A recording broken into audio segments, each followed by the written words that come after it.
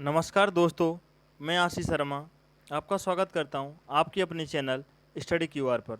तो दोस्तों, मैं आज आपके लिए पॉलिटी से संबंधित एक टॉपिक लेकर आया हूं जिसका नाम है गवर्नमेंट। तो चलिए हम अपने टॉपिक की शुरुआत करते हैं कि सरकार होती क्या है। देखते हैं। सरकार राज्य के उद्देश्यों को पूर्ण करने के लिए निर्मित की गई संस्था। अर्थात एक राज्य होगा जिसके कुछ उद्देश्य होंगे और उन उद्देश्यों को पूर्ण करने के लिए एक संस्था निर्मित की जाएगी जो कि सरकार कहलाएगी। अब प्रश्न ये उठता है दोस्तों कि राज्य के क्या उद्देश्य होंगे। तो राज्य के सिर्फ दो उद्देश्य हो सकते हैं। पहला पुलिस राज्य के रूप में और दूसरा कल्याणकारी राज्य के रूप में।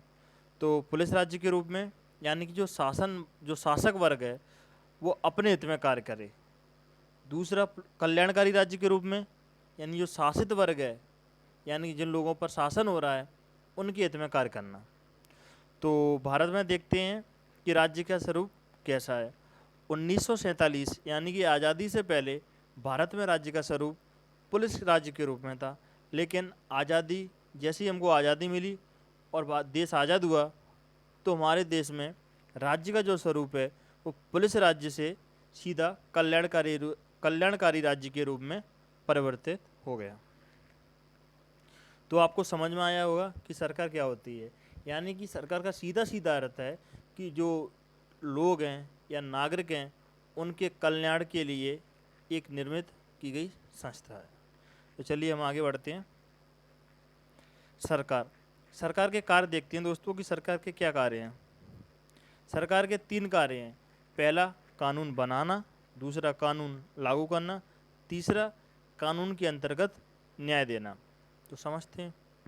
कानून बनाए वो विधायिका कहलाती है और जो कानून को लागू करना यानी जो कानून को लागू करे वो कार्यपालिका। और अगर किसी कानून में किसी को समस्या आती है तो न्याय देने का कार्य करती है न्यायपालिका। यही तीनों सरकार के अंग कहलाते हैं। यानी सरकार के 3 अंग हो चुके हैं, विधायिका, कार्यपालिका और तीसरा न्यायपालिका। चलो आगे बढ़ते हैं दोस्तों। अब हम समझेंगे कि सरकार के 3 अंगों को एक एक करके हम समझेंगे। सबसे पहले देखते हैं दोस्तों हम विधायिका। विधायिका अर्थात जिसे हम संसद कहते हैं। संसद के 2 सदन होते हैं, लोकसभा और दूसरा राज्यसभा। एक सेकंड, हाँ, यानी ये विधायिका इसके जिसे हम संसद कहते हैं और संसद के 2 सदन हो जाएंगे, जैसे एक LS यानी लोकसभा और RS यानी कि राज्यसभा। ठीक है। अब देखते हैं हम कार्यपालिका को। कार्यपालिका 2 तरह की कार्यपालिका होती है। पहली होती है राजनीतिक कार्यपालिका, दूसरी होती है प्रशासनिक कार्यपालिका। जो राजनीतिक कार्यपालिका होती है उसे हम मंत्रिपरिषद कहते हैं और प्रशासनिक कार्यपालिका यानी कि जो सिविल सेवक होते हैं उन्हें हम प्रशासनिक कार्यपालिका कहते हैं। अब एक चीज़ और समझते हैं हम कि जैसे आप लोगों ने सुना होगा कि हम सरकार शब्द का प्रयोग मंत्रिपरिषद के लिए करते हैं। और जैसा कि मैं वीडियो में बता रहा हूँ आपको कि सरकार के 3 अंग होते हैं, विधायिका, कार्यपालिका और न्यायपालिका। लेकिन सरकार का प्रयोग हम आमतौर पर कहीं ना कहीं मंत्रिपरिषद के लिए करते हैं। तो इसे मैं आपको क्लियर कर देता हूँ कि अगर व्यापक रूप में अगर हम सरकार का अर्थ देखते हैं तो सरकार का अर्थ होता है विधायिका, कार्यपालिका प्लस न्यायपालिका। लेकिन अगर संकुचित अर्थ में हम अर्थ देखते हैं सरकार का तो जो राजनीतिक कार्यपालिका यानी मंत्रिपरिषद है वही सरकार कहलाती है। चलो आगे देखें। सरकार द्वारा जो भी कार्य किए जाते हैं उन्हें हम क्या कहते हैं, शासन। यानी कि सरकार क्या करती है, लोगों पर शासन करती है। अब शासन क्या होता है, सबसे पहले अब ये हम समझेंगे कि शासन होता क्या है। तो सरकार द्वारा जो भी नीतियाँ बनाई जाती हैं, सरकार द्वारा जो भी नीतियाँ बनाई जाती हैं और उन्हें लागू करने का आदेश दिया जाता है वह कहलाता है शासन। यानी नीति बनाना और उन्हें लागू करवाने के लिए आदेश देना, ये कहलाता है शासन। अब प्रश्न दोस्तों ये उठता है कि ये नीति क्या होती है। चलो देखते हैं। नीति यानी कि जितने निर्णय लिए जाते हैं उन निर्णयों के मिलने से नीति का निर्माण होता है, यानी बहुत सारे निर्णय मिल जाते हैं तब नीति बनती है। और नीति को बनाना और उसे लागू करवाने के लिए आदेश देना ये शासन कहलाता है। तो हम राजनीतिक कार्यपालिका को समझ चुके हैं। अब हम आगे बढ़ते हैं, दूसरा स्टेप पिलर देखते हैं हम, प्रशासनिक कार्यपालिका। प्रशासनिक कार्यपालिका हम किसे कहते हैं? जो सिविल सेवक होते हैं। अब जैसे कि सरकार द्वारा जो कार्य किया जाता है, अर्थात जो मंत्रिपरिषद या जैसे राजनीतिक कार्यपालिका है उसके द्वारा जो कार्य किया जाता है वो शासन कहलाता है। इसी प्रकार प्रशासनिक कार्यपालिका द्वारा जो कार्य किया जाता है, यानी अर्थात सिविल सेवकों द्वारा, उसे हम कहते हैं प्रशासन। अब प्रशासन का तात्पर्य क्या हुआ? प्रशासन अर्थात नीतियों को लागू करना, यानी कि जो सरकार ने नीतियाँ बनाई हैं उन्हें ज़मीनी स्तर पर उन्हें लागू करना, ये कहलाता है प्रशासन। दोस्तों चलो हम थोड़ा देखते हैं कि मंत्रिपरिषद क्या होती है। मंत्रिपरिषद में जो भी सदस्य आते हैं वो निर्वाचित होते हैं। दूसरी चीज़, इनका कार्यकाल अनिश्चित होता है। अनिश्चित का तात्पर्य है आपको पता है कि 5 साल के लिए चुने जाते हैं। तीसरी चीज़, एज और भारत का नागरिक, ये 2 शर्तों के अलावा कोई योग्यता निर्धारित नहीं की गई है। वहीं हम प्रशासनिक कार्यपालिका देखते हैं सिविल सेवकों के लिए, तो सिविल सेवक निर्वाचित ना होकर के नियुक्त होते हैं एक परीक्षा के माध्यम से।